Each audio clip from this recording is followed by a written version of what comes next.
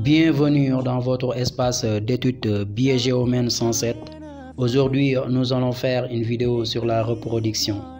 En premier lieu, nous allons voir l'organisation générale de l'appareil génital de la femme et de l'homme. Et enfin, d'étudier la fécondation, c'est-à-dire la rencontre entre gamètes mâles et spermatozoïdes et gamètes femelles ovocytes 2. Comme vous le savez, la capacité à se reproduire est une des caractéristiques des systèmes vivants.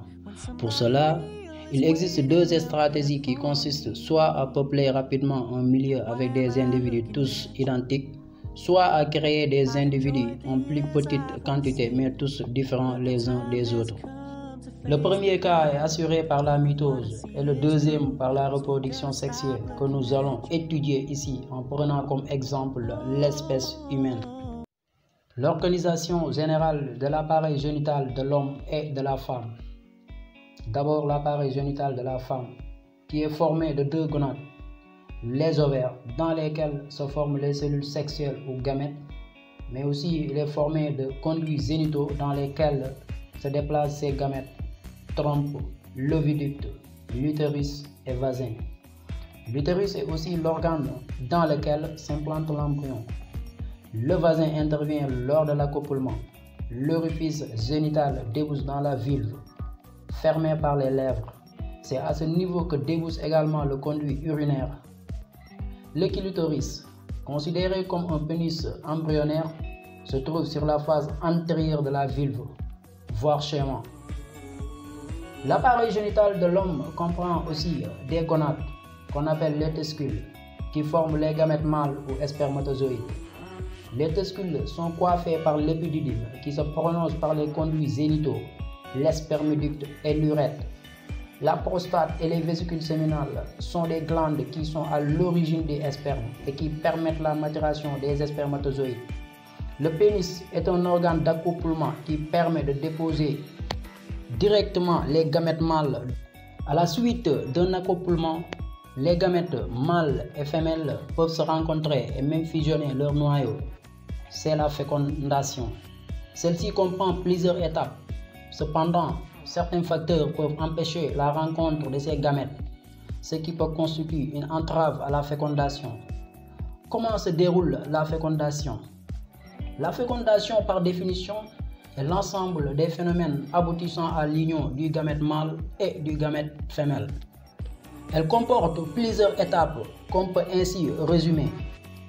D'abord, la migration des gamètes, la pénétration de l'ovocyte et la fusion des deux noyaux. La migration des gamètes. Le gamète femelle libéré lors de la ponte ovulaire est recueilli par les trompes de Fallope. Il descend de l'oviducte grâce au contact des parois de la trompe. Après leur sortie des tescules, les gamètes mâles empruntent l'épididyme, les spermioductes, l'urètre avant d'être libérés au niveau de l'orifice urogénital au cours de l'éjaculation dans le vagin. Dans les voies génitales femelles, grâce à leur mobilité due au battement du flagelle qui nécessite de l'énergie et à la glaire cervicale libérée par les cryptes du col de l'utérus, les spermatozoïdes traversent le vagin, l'utérus et arrivent au niveau de la trompe de Fallope à la rencontre du gamète femelle. Lors de ce transit dans les voies génitales femelles, les spermatozoïdes vont subir des transformations qui les rendent fécondants.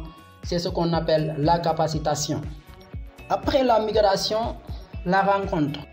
Aux 2/3 supérieurs de la trompe de Fallope environ, les spermatozoïdes rejoignent l'ovule. Un seul sera leur élu, celui qui va réussir à traverser l'enveloppe protégeant l'ovule et s'y introduire. C'est ça la fécondation. En pénétrant l'ovule, le spermatozoïde vainqueur perd son flagelle puis dresse une sorte de barrière infranchissable autour de lui afin d'empêcher les autres spermatozoïdes de le rejoindre. Comme vous le voyez sur ce schéma, ici fixation des spermatozoïdes à la membrane pellucide en 1, en 2 réaction acrosomique, en 3 pénétration à travers la zone pellucide, en 4 fixation des membranes plasmiques, en 5 le noyau du spermatozoïde pénètre dans le cytoplasme de l'ovule. La pénétration du spermatozoïde provoque un réveil physiologique de l'ovocyte qui se traduit par la formation de la membrane de fécondation, mécanisme de protection contre la polyspermie, mais aussi par l'achèvement de la maturation. Comme vous le savez, dès la pénétration du spermatozoïde, il achève sa méiose. Le noyau de l'ovocyte est alors apte à fusionner avec celui du spermatozoïde. La fusion des noyaux. Après la pénétration, les noyaux spermatiques et ovulaires se désorganisent et deviennent des pronucléi. Pronucléis mâles et pronucléis femelles. Ensuite, les pronucléi fusionnent.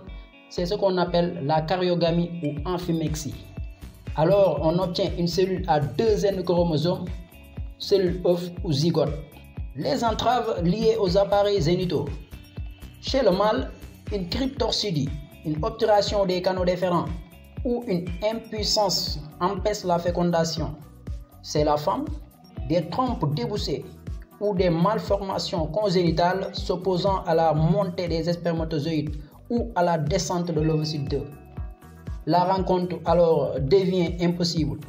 Les spermatozoïdes, leur malformation qu'on appelle tératospermie, double tête, flagelle, bifide ou absent, leur immobilité qu'on appelle asténospermie, leur quantité insuffisante dans l'éjaculat qu'on appelle oligospermie, leur absence azoospermie peuvent empêcher la fécondation.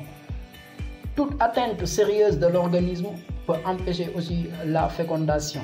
Pour terminer, la fécondation est une étape importante dans la reproduction de l'espèce.